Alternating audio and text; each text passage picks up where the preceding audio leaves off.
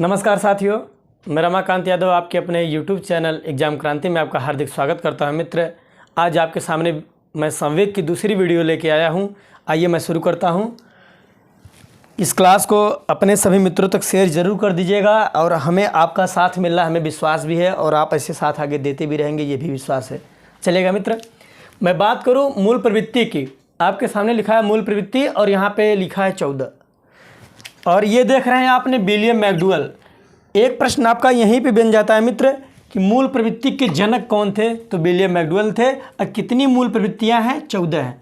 याद रखिएगा, मूल प्रवृत्तियां 14 हैं। हर मूल प्रवृत्तियां किसी न किसी संवेग से जुड़ी रहती है। अब उसके बारे में हम एक एक करके कौन सी मूल प्रवृत्ति किस संवेग से जुड़ी है उसके बारे में हम अध्ययन करेंगे।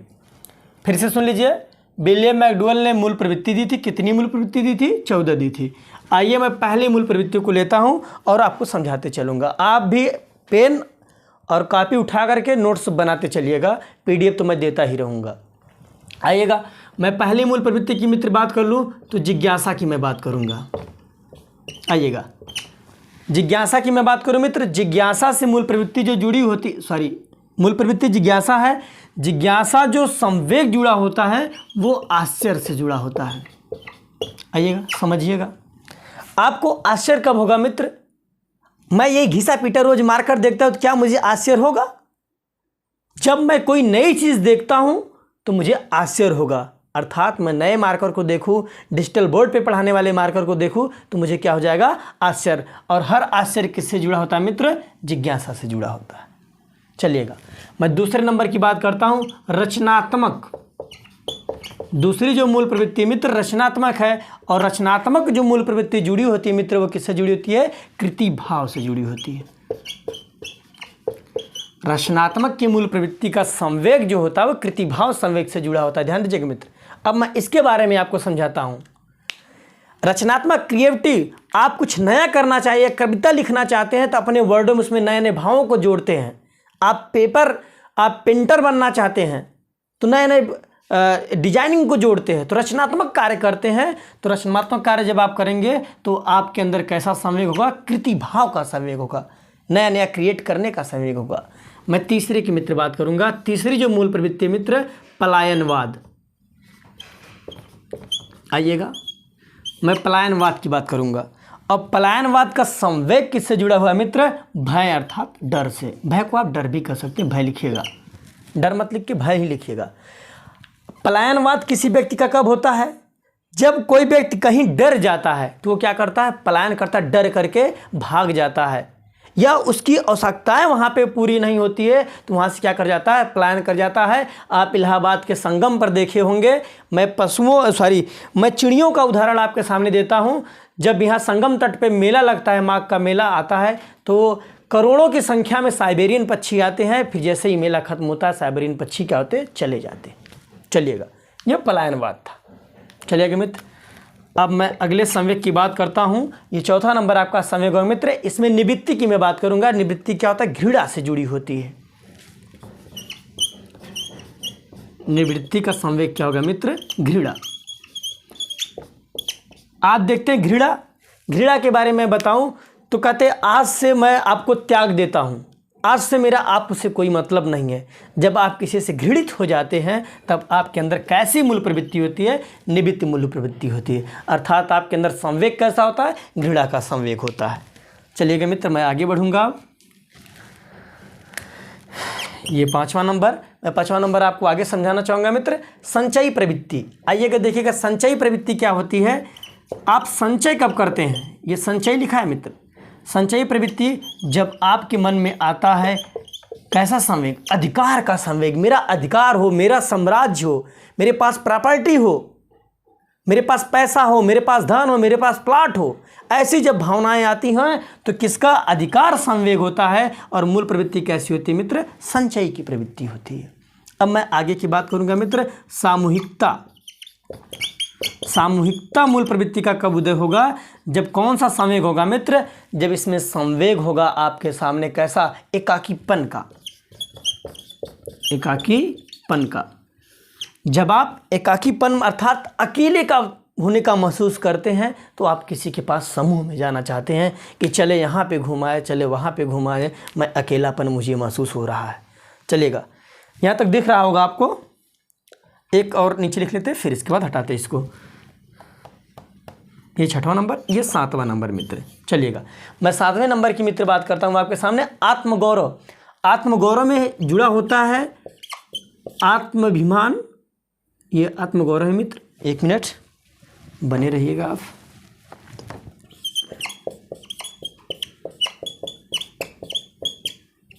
आत्मगौरव, चलिएगा ध्यान दीजिएगा। आत्मगौरव का जो संवेग जुड़ा होगा मित्र वो होगा आत्माभिमान से। आत्माभिमान या आत्माभिमान, ध्यान दीजिएगा। अब मैं इसको समझाऊंगा आपको। इसमें क्या होता है, अपने आप को खुद को इम्पॉर्टेंट मानना कि मैंने ऐसा काम किया है। जिससे कोरोना काल में अधिकांश जो है समाज सेवी भाई जो है ब्लड पहुंचाना या दवा पहुंचाना या भूखों को, ज़रूरतमंदों को राशन देना, खाना देना, ये जब करने के बाद उसमें क्या आता है, आत्माभिमान आता है। आत्माभिमान नाम का संवेग आता है और वो अपने आप को क्या महसूस करते हैं, आत्मगौरव महसूस करते हैं कि मैं बहुत अच्छा कार्य किया हूँ मित्र। चलेगा, इतना आप स्क्रीनशॉट ले लीजिएगा। ये आप स्क्रीनशॉट ले लीजिएगा मित्र इतना। चलिए फिर से एक बार मैं पढ़ देता हूँ। जिज्ञासा का संवेग जो आश्चर्य से जुड़ा होता है। रचनात्मक मूल प्रवृत्ति का संवेग कृतिभाव से जुड़ा होता है। पलायनवाद की मूल प्रवृत्ति का भय से जुड़ा होता है। और निवृत्ति की मूल प्रवृत्ति, ये सब मूल प्रवृत्तियाँ इधर लिख लीजिएगा। निवृत्ति का जो है संवेग घृणा से जुड़ा होता है। संचयी का संवेग मित्र अधिकार से जुड़ा होता है। सामूहिकता का संवेग मित्र एकाकीपन से जुड़ा होता है। आत्मगौरव का मूल प्रवृत्ति मित्र आत्माभिमान से जुड़ा होता है। चलेगा, स्क्रीनशॉट लीजिएगा। बिल्कुल, चलिएगा। अब मैं आगे की बात करता हूँ। 7 नंबर शायद हो गए थे।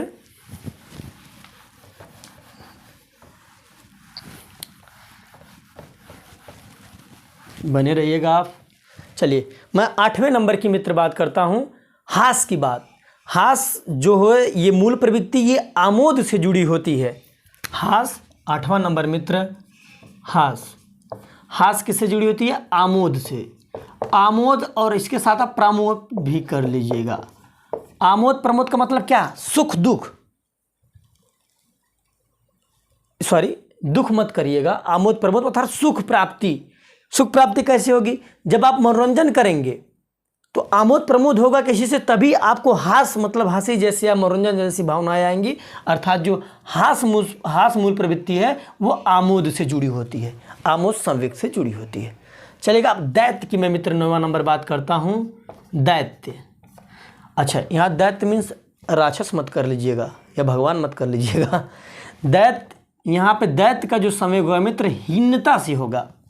अच्छा, ये कब होता है मित्र, जब आप दैनी भावना हो, आपको दैनी भावनाएं फील हो तो हीनता जैसे आपको संवेग आएगा। और हीनता का संवेग मूल प्रवृत्ति दैत्य से जुड़ा होता है। आप कह सकते हैं दैत्य की जो है संवेग हीनता से जुड़ी होती है। चलेगा, शरणागति की बात करता हूं मित्र। शरणागति, शरणागति का जो संवेग होगा मित्र ये जुड़ा होगा आपका किससे, करुणा और दुख से जुड़ा होगा। आइए इसको समझाता हूं, ये आपको समझ में भी आएगा। आप किसी के शरण में कब जाएंगे मित्र, जब आपके पास दुख होगा, तकलीफ होगी तो आप किसी के शरण में जाएंगे और उनसे कहेंगे कि मुझे ये तकलीफ है, मुझे ये कष्ट है, तो आप किसी के शरणार्थी बन जाते हैं। जब संवेग, कौन सा संवेग, जब करुणा या दुख का संवेग होता है तो व्यक्ति के अंदर कैसा मूल प्रवृत्ति, शरणागति जैसी मूल प्रवृत्ति उत्पन्न हो जाती है। चलिएगा, अब मैं 11वें नंबर की मैं मित्र बात करूं आपसे, काम वासना की। आइएगा, काम वासना की बात करता हूं। काम वासना जुड़ा होता है मित्र कामुकता से। आइएगा, ये देखिए कि सबसे काम वासना जब बढ़ जाती है किसी के अंदर तो उनके अंदर कैसा संवेग आता है, कामुकता का संवेग आता है और ये मूल प्रवृत्ति काम वासना की होती है। चलिएगा, फिर आगे बढ़ेंगे। भोजन विषय 12वां नंबर मित्र। ये भोजन विषय लिख लीजिए आप, चाहे भोजन अन्वेषण करके लिख लीजिएगा। आदमी को जब लगती है क्या, भूख, तो वो करता किसकी खोज, भोजन विषय, तब भोजन के बारे में सोचता है। बिना आपको भूख लगे आप भोजन के बारे में मित्र नहीं सोचेंगे। जब आपको भूख लगेगी तो आपके अंदर कौन सा संवेग उत्पन्न होगा, जब आपको भूख लगेगी तो आपके अंदर मूल प्रवृत्ति भोजन विषय के बारे में आप सोचेंगे।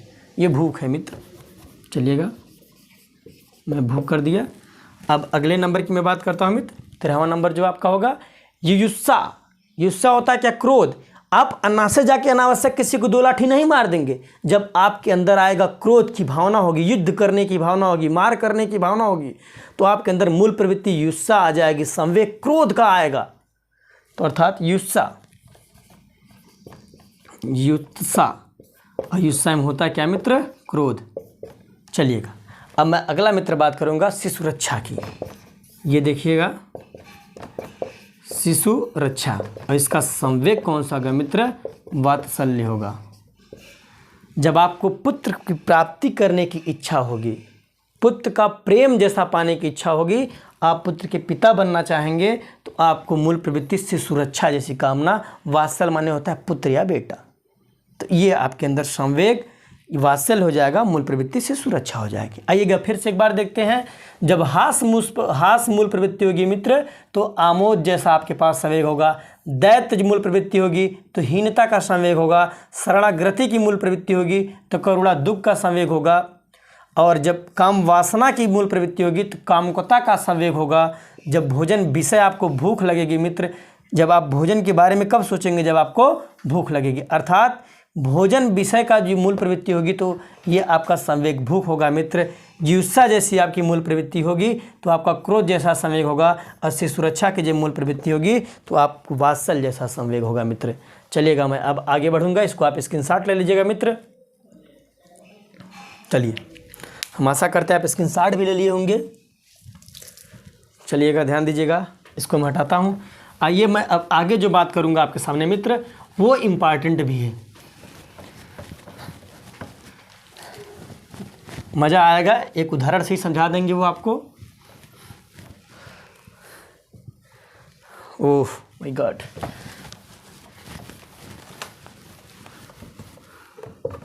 ध्यान दीजिएगा, गीले कपड़े से मैंने बोर्ड को साफ कर दिया। चलिएगा, ध्यान दीजिएगा। मैकडूवेल ने मूल प्रवृत्ति के 3 पक्ष बताए। मैं एक एग्जांपल दूंगा मित्र, आपको 100% वादा करता हूँ आपको समझ में आ जाइएगा। देखिएगा, नोट करके इसको लिख लीजिएगा। मैकडूवेल प्रवृत्ति, जो मैकडूवेल थे, विलियम मैकडूवेल पूरा नाम, विलियम मैकडूवेल ने मूल प्रवृत्ति के 3 पक्ष बताए हैं। नोट करके लिखिएगा। मैकडूवेल हम लिख रहे हैं, पूरा नाम इनका विलियम मैकडूवेल है। मैकडूवेल ने मूल प्रवृत्ति के 3 पक्ष बताए हैं।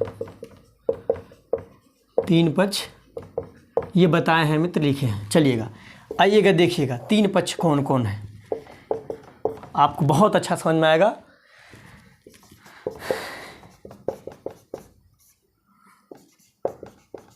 ये शारीरिक संरचना मैंने लिखा है, जैसे मैं लिख रहा हूँ वैसे आप नोट्स बना लीजिएगा। और दूसरा यहाँ पे लिखूँगा क्रियात्मक, ये क्रियात्मक है मित्र। चलिएगा, और बीच में मैं लिखा हूँ भावात्मक, भावात्मक। ध्यान दीजिएगा साथियों, मज़ा आएगा आपको। अब मैं एक एग्जांपल देखता हूँ। आप गांव में देखते एक छोटा बच्चा जो होता है, हाथ में लिया होता है बिस्किट, वो बिस्किट लिया है हाथ में और दुकान से बिस्किट खरीद के जा रहा है। दुकान से बिस्किट लेके जा रहा है, तो हाथ में बिस्किट लिया, देखता है जैसे पागल कुत्ता, वो जाता है डर, और क्रिया क्या करता है, अपने बिस्किट को उछाल करके कुत्ते के पास भाग जाता है। अर्थात एक शारीरिक संरचना, एक भावात्मक, एक क्रियात्मक। अर्थात आप शारीरिक संरचना में देखा क्या आपने, पागल कुत्ता, और आपके अंदर भावात्मक कैसा हुआ, डर का, और आपने क्रिया क्या किया मित्र, भाग जाने का। मैं आशा करता हूं आपको समझ में आएगा। फिर से एक बार समझिएगा। बच्चा देखता है पागल कुत्ता, अर्थात शारीरिक संरचना, पागल कुत्ता को देखा, उसके मन में भाव कैसा जागा, डर का, और वो क्रियात्मक कैसा किया मित्र, भागने का, वो भाग जाता है, क्रियात्मक। अर्थात मूल प्रवृत्ति 3 पक्ष कौन कौन है, शारीरिक संरचना है, भावात्मक है, क्रियात्मक है। आपको याद हो गया होगा मित्र। चलिएगा, अब मैं आगे बढ़ना चाहूँगा इसके आगे।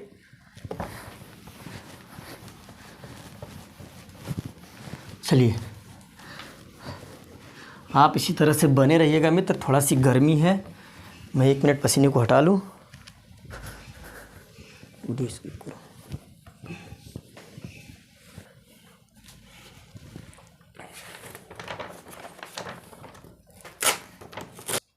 हाँ साथियों, तो मैं मैकडूगल के बारे में बात कर लिया। अब मैं अगले कुछ मनोवैज्ञानिक है जो संवेग के बारे में बताया, मैं उनके बारे में बात करूंगा। अब नंबर 2 करके लिख लीजिएगा, वाटसन। आइएगा, वाटसन ने कहा कि जब बच्चा पैदा होता है तो उसके पास 3 संवेग होते हैं, मात्र 3 संवेग। वो कौन कौन है मित्र? प्रेम, भय और क्रोध। ये वाटसन के अनुसार था। चलिएगा, इसको आप लिख लीजिएगा। ये दूसरे मनोवैज्ञानिक वाटसन थे। चलिएगा, अब मैं वाटसन की बात बढ़ूंगा मित्र। ब्रिजेस थे, प्रोफेसर ब्रिजेस। प्रोफेसर ब्रिजेस ने जो बताया, ये इस तरह से ब्रिजेस लिखिएगा। प्रोफेसर ब्रिजेस ने बताया कि जो बच्चों मूल प्रवृत्तियां होती हैं वो 2 वर्ष में लगभग उनमें 10 संवेग आ जाते हैं। लिखिएगा, 2 वर्ष में 10 संवेग। ऐसे आप 60 में नोट करके लिख लीजिएगा। आपको पूरा सेंटेंस लिखने की आवश्यकता नहीं है कि प्रोफेसर ब्रिजेस ने बताया, इनके अनुसार 10 संवेग 2 महीने में आ जाते हैं। याद रखिएगा, 2 वर्ष में 10 संवेग आ जाते हैं, महीने में नहीं, सॉरी। आइएगा, तो मैं देखता हूँ पहला, उन्होंने बताया जब बच्चा पैदा होता है तो सिर्फ उसके पास क्या होती है? उत्तेजना। तो आप लिख सकते हैं मित्र, जन्म के समय।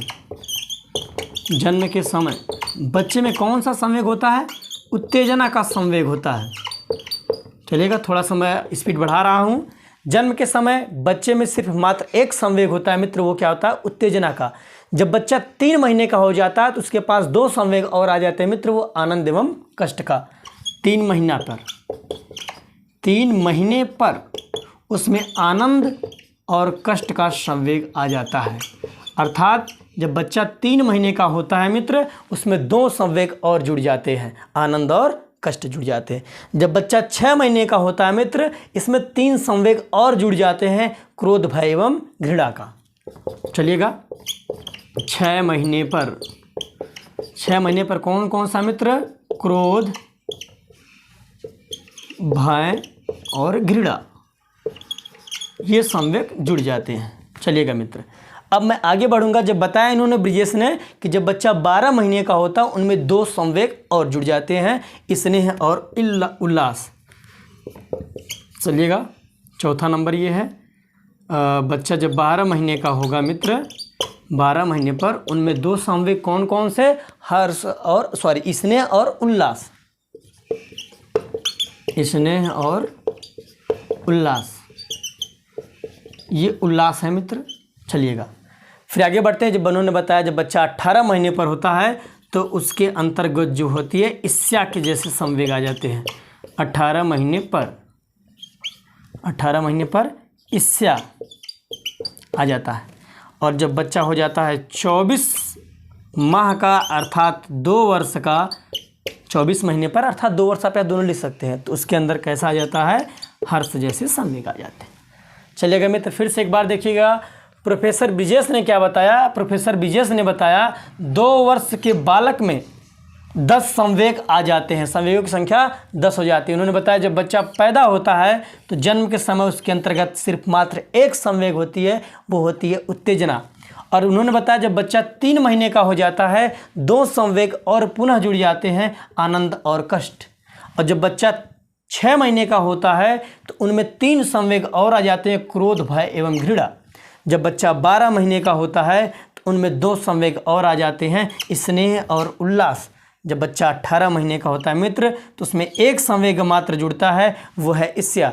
जब बच्चा 24 महीने का अर्थात 2 वर्ष का हो जाता है तो उसके अंतर्गत मित्र 1 संवेग जुड़ जाता है, क्या? हर्ष जुड़ जाता है। चलिएगा, इसको आप स्क्रीनशॉट लीजिएगा, फिर मैं आगे बढ़ूँ। चलिएगा मित्र, ठीक है, ये हुआ संवेग के बारे में, मैंने आपको पूरा बता दिया। अब कुछ इसके जो है विधि है संवेग को कैसे नियंत्रण किया जाए, ये देखिएगा इम्पॉर्टेंट है और अपने जीवन में इसे उतारने का प्रयास करिएगा मित्र। शिक्षा का मतलब ये नहीं है कि सिर्फ मैं जॉब पा जाऊँ, नौकरी पा जाऊँ। शिक्षा का मतलब ये है कि समाज में चुनौतियों को स्वीकार कैसे किया जाए और अपने जीवन को कैसे जिया जाए। चलिएगा, अब मज़ा भी आएगा आपको। संवेग को नियंत्रण करने की विधि, हेडिंग डालिएगा आप, इन्हें भी हटा देते हैं। चलिएगा, संवेग को नियंत्रण करने की विधि।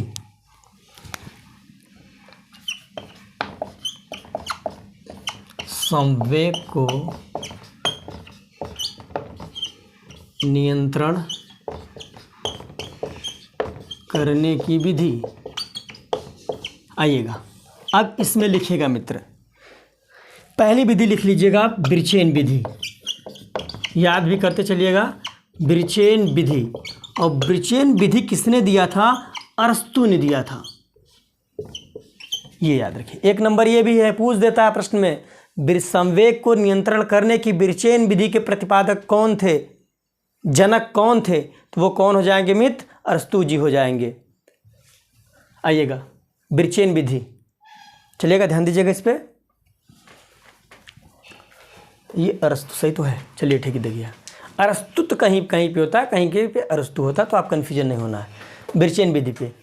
तो मैं इसमें पहले आपको समझाऊँ मित्र, आप जानते हैं कि अरस्तु जो है यूनानी था, और यूनान जो प्राचीन यूनान में बड़े यार बहुत विचित्र बातें करते थे, जैसे वो कई पीढ़ी हमसे आगे भी थे। वहाँ पे जब आदमी के पास संवेग को नियंत्रण कैसे करते थे, मैं एग्जाम्पल दे रहा हूँ, सुनिएगा ध्यान से मित्र। वहाँ पे हमारे यहाँ जैसे नाटक होता है, जब आदमी के अंदर संवेग आ जाता था तो वहाँ पे लोग दुखांत नाटक देखने जाते थे। दुखांत नाटक देखने के बाद अपने जो अंदर भड़ास थी, तनाव था, उसे जो है निकाल लेते थे। आइए मैं एग्जांपल देता हूँ आपके तौर में, मुझे हंसी भी आती है। जब आप 10-5 वर्ष के बालक थे, या 8 वर्ष 7 वर्ष जो भी रहे होंगे, तो आप जब फिल्म देखने बैठते थे तो लड़कियां अपने आप को हीरोइन से जोड़ लेती थी, लड़के अपने आप को हीरो से जोड़ लेते थे। लड़के हीरो का पक्ष लेके चलते थे, लड़कियां हीरोइन का पक्ष लेके चलती थी। अंत में परिणाम क्या होता था मित्र? कहीं पे हीरो मारा जाता था, कहीं पे हीरोइन। कभी कभी ऐसे फिल्म में होता था हीरो मार दिया जाता था जान से, तो हम क्या करने लगते थे? रोने लगते थे, और हमारे आँख से क्या आते थे? आंसू आ जाते थे। और कुछ समय बाद फिर मुझे ये महसूस होता था धड़ाम से कि अरे ये तो फिल्म में मरा है। तो अर्थात क्या, बिरचेन विधि में इन्होंने क्या कहा? अरस्तु जी ने बिरचेन विधि में कहा कि बनावटी ढंग से, कृत्रिम तरीकों से नाटकों या फिल्मों को देख करके अपने अंदर की भड़ास, तनाव को निकालना ही बिरचेन विधि कहलाती है। सुनिएगा मित्र, फिर से एक बार, अरस्तु ने क्या कहा? अरस्तु ने कहा कि बनावटी ढंग से, कृत्रिम तरीकों से नाटकों अर्थात फिल्मों को देख करके अपनी भड़ास और तनाव को कम कर लेना या तनाव को निकाल देना ही बिरचेन विधि कहलाती है। आइएगा गाइज, लिख दे डेफिनेशन लिख दे, रहने दे, चलिए लिख देते हैं। लिख लीजिएगा, बनावटी ढंग से। अच्छा, वर्जिनल नहीं, कोई मर जाए तो आपकी भड़ास निकल जाएगी, कि साक्षिक रूप से कोई मर जाए तो आपकी भड़ास निकलेगी नहीं। कृत्रिम हो, बनावटी हो, बनावटी ढंग से या फिर कृत्रिम ढंग से जो बनाया गया हो मानव के द्वारा, बनावटी ढंग से या कृत्रिम ढंग से नाटकों,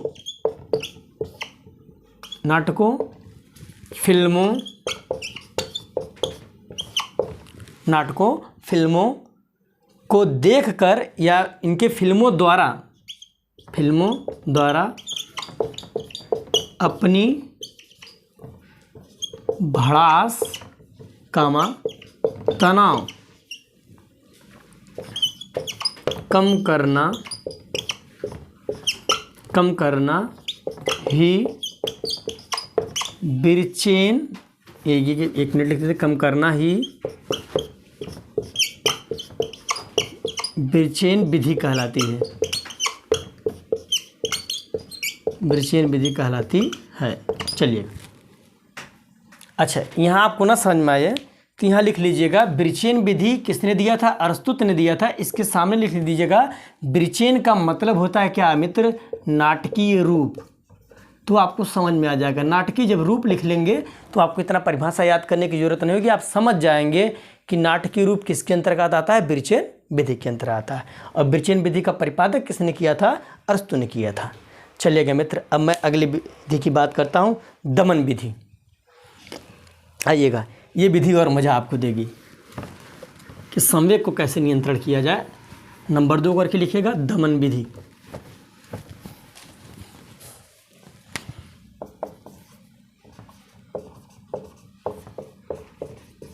आइएगा, जैसा कि आप जानते हैं दमन मीन्स होता क्या, खत्म कर देना।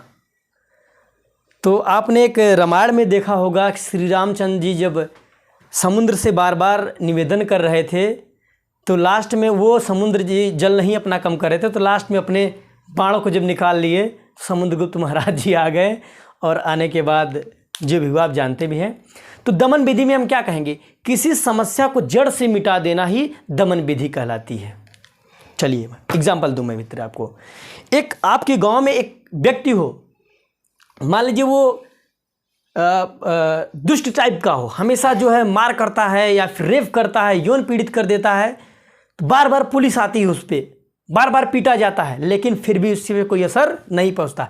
अचानक उसको एक बार फांसी दे दी जाए तो और जो चोर होंगे गांव में और जो रेपिस्ट होंगे, बलात्कारी होंगे, वो देख करके डर जाएंगे, नहीं अब मुझे नहीं करना है, करेंगे तो मुझे फांसी दे दी जाएगी। अर्थात क्या, ये कैसी विधि है, दमन विधि है। और इस विधि का प्रतिपादन किसने किया था मित्र, फ्रायड ने किया था। यहाँ लिख लीजिएगा, फ्रायड। और आपको सिर्फ समझना हो तो दमन विधि का मतलब, यहाँ पे दमन विधि का मतलब सिर्फ क्या होगा, जड़ से खत्म करना, संवेग को जड़ से खत्म करना। 60 में नोट्स बनाना तो ऐसे बना लीजिएगा, दमन विधि लिखिएगा फ्रायड और सामने लिख दिएगा जड़ से खत्म करना। 60 में नोट्स बनाना तो, और परिभाषा लिखना तो आप ऐसे लिख लीजिएगा, किसी भी समस्या को जड़ से खत्म करना। चलिएगा स्क्रीनशॉट लीजिएगा आप। अब आगे बढ़ते हैं मित्र, शोधन विधि की बात करता हूँ। चलिएगा, दमन विधि को फ्रायड ने दिया था, ये याद रखिएगा, शोधन विधि को भी फ्रायड ने दिया है।